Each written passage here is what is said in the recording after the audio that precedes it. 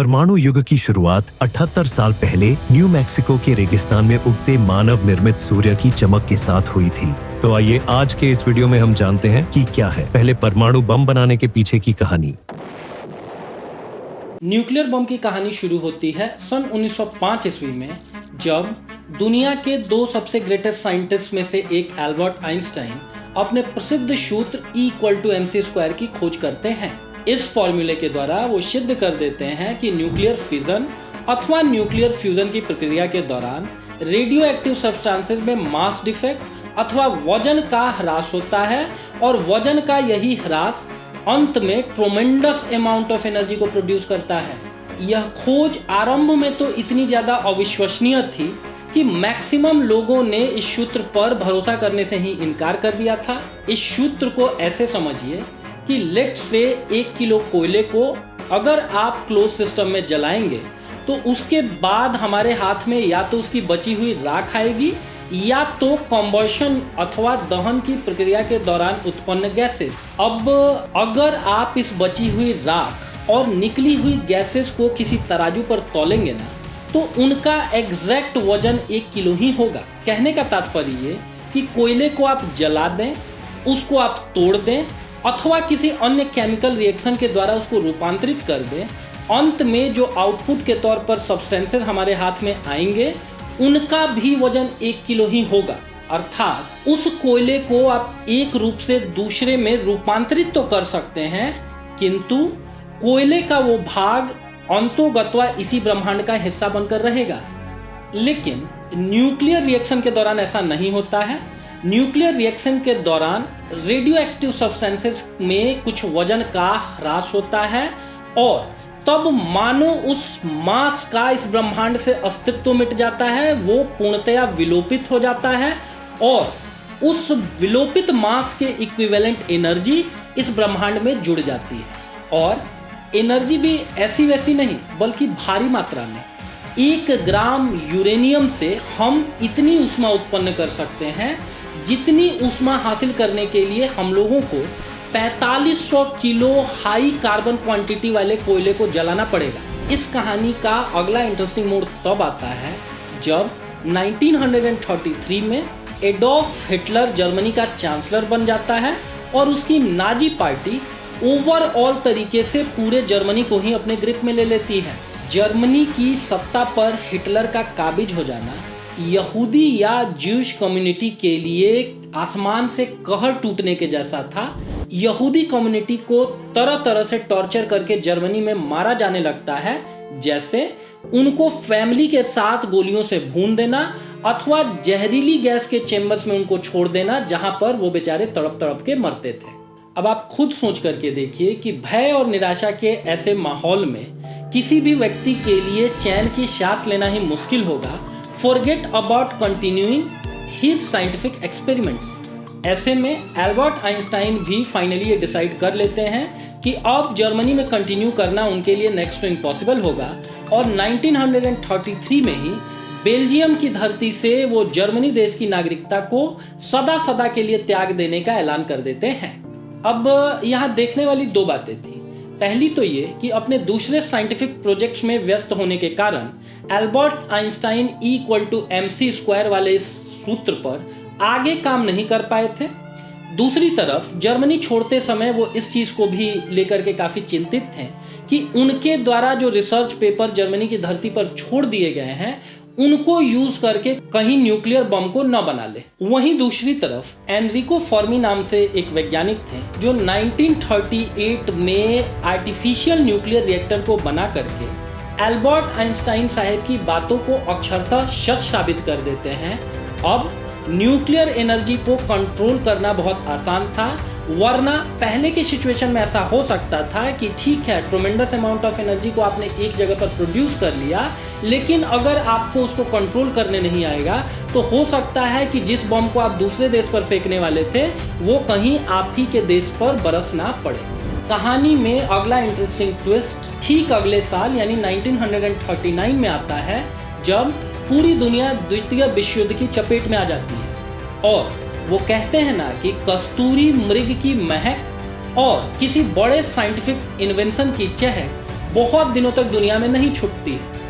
Hitler तक भी ये बात पहुंचती है कि अमेरिका में कोई वैज्ञानिक आर्टिफिशियल न्यूक्लियर रिएक्टर पर काम कर रहे हैं और तब वो अपने वैज्ञानिकों की टीम को इस चीज़ का आदेश देता है कि अब हम लोगों को भी जोर शोर से न्यूक्लियर एनर्जी में रिसर्च करने की ज़रूरत है और पहला अपना एटम बम बना लिया जाना चाहिए। हिटलर की तत्परता का प्रमुख कारण ये था कि प्रथम विश्व युद्ध के दौरान जर्मनी की निराशाजनक, अपमानजनक हार हुई थी और इस बात का बदला लेने के लिए हिटलर तत्पर था कि आने वाले समय में हमको यूनाइटेड स्टेट्स ऑफ अमेरिका और यूनाइटेड किंगडम को नीचा दिखाना है। अब जब ये बात एल्बर्ट आइंस्टाइन साहब को पता चलती है कि उधर जर्मनी में हिटलर भी बम बनाने में जुट गया है, तो वो अमेरिका के उस समय के तात्कालिक राष्ट्रपति रूजवेल्ट साहब को लेटर लिखते हैं कि हम लोगों को पूरी दुनिया के सामने न सिर्फ हिटलर के कुत्सित इरादों को उजागर करना होगा, बल्कि अपने खुद के न्यूक्लियर बम को बनाने के बारे में भी सोचना होगा। नहीं तो अगर कहीं हमसे पहले हिटलर ने न्यूक्लियर बम का इजाद कर लिया तो आप मान करके चलिएगा राष्ट्रपति महोदय कि उनका पहला शिकार आपका मुल्क ही होगा, यानी यूनाइटेड स्टेट्स ऑफ अमेरिका होगा।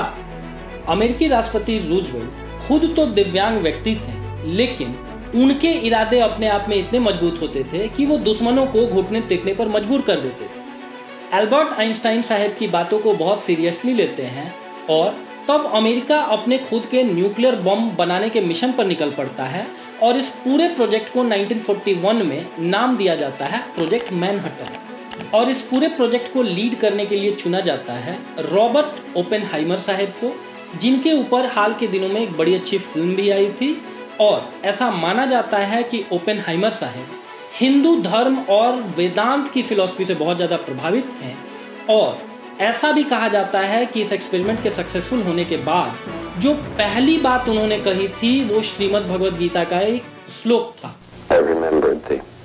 line from the Hindu scripture, the Bhagavad Gita. Vishnu is trying to persuade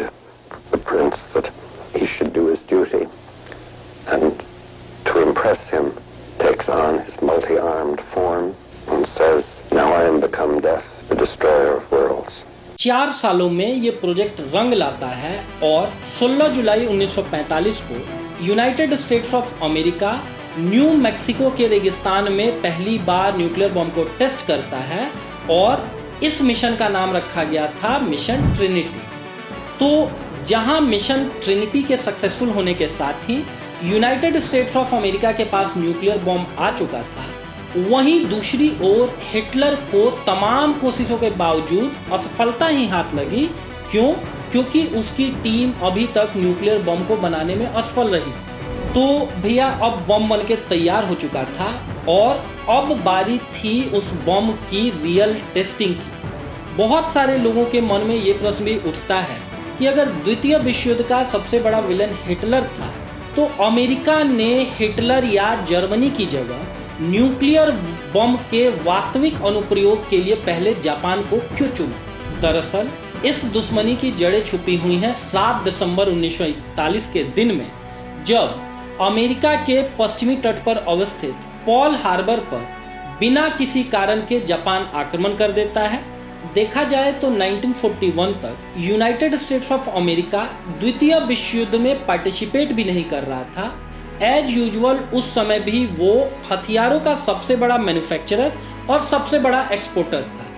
कहने का मतलब ये कि जिसकी भी जेब में पैसा पड़ा हुआ है वो अमेरिका से कांटेक्ट करके हथियारों को ले आ सकता है और फिर उन हथियारों का अनुप्रयोग वो कहाँ करेगा, इससे अमेरिका का कुछ भी लेना देना नहीं था। दूसरी तरफ जापान और जर्मनी जैसे देशों को लगता था कि यूनाइटेड स्टेट्स ऑफ अमेरिका के हथियारों के बल पर ही उसके दुश्मन उससे द्वितीय विश्व युद्ध में मुकाबला कर पा रहे हैं और यूनाइटेड स्टेट्स ऑफ अमेरिका की हिम्मत को तोड़ देना मतलब उसके दुश्मनों की हिम्मत को तोड़ देना। और इसी चिढ़ में फैसला किया जाता है यूनाइटेड स्टेट्स ऑफ अमेरिका पर आक्रमण का और इसी कड़ी में 7 दिसंबर 1941 को पॉल हार्बर पर आक्रमण करके लगभग 2400 अमेरिकी नागरिकों को मार दिया जाता है। और अमेरिका को जियोपॉलिटिक्स में कम से कम इस बात के लिए तो जाना ही जाता है कि अगर आपने उस देश के एक भी नागरिक का अहित किया, फॉरगेट अबाउट उनको मारना, तो इस चीज को अमेरिका जरूर याद रखेगा और आज नहीं तो कल पहला मौका मिलते ही उसका बदला लेगा ही लेगा। And this is the exact reason कि जब अमेरिका का अपना न्यूक्लियर बम तैयार हो जाता है तो इसके पहले प्रयोग के लिए जर्मनी की जगह जापान को चुना जाता है, ताकि एक बड़ा हमला करके न सिर्फ जापान को धराशायी कर दिया जाए बल्कि उसके साथ साथ जर्मनी और इटली को भी मैसेज दे दिया जाए कि अब तुम सेकेंड वर्ल्ड वॉर में हमारे सामने कहीं स्टैंड नहीं करते हो और बिना किसी शर्त के तुमको इमीडिएट इफेक्ट से हमारे सामने सरेंडर करना ही होगा। There can be no peace in the world until the military power of Japan is destroyed. तो अमेरिका जापान के हिरोशिमा नामक शहर पर 6 अगस्त 1945 को न्यूक्लियर बम फेंक देता है और इसके ठीक 3 दिनों के बाद नागासाकी में भी ऐसा ही एक बम फेंका जाता है।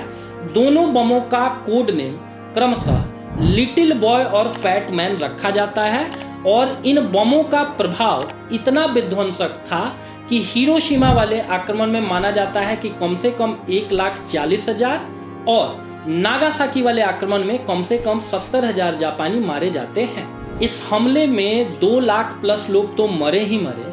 बट जो लोग बच गए उनमें से भी बहुत सारे लोग रेडियो एक्टिविटी के संपर्क में आए, जिसके दुष्परिणाम आज भी जापान में देखे जाते हैं और बहुत सारे बच्चे आज के समय में भी वहाँ जेनेटिक बीमारियों से ही युक्त होकर के पैदा होते हैं।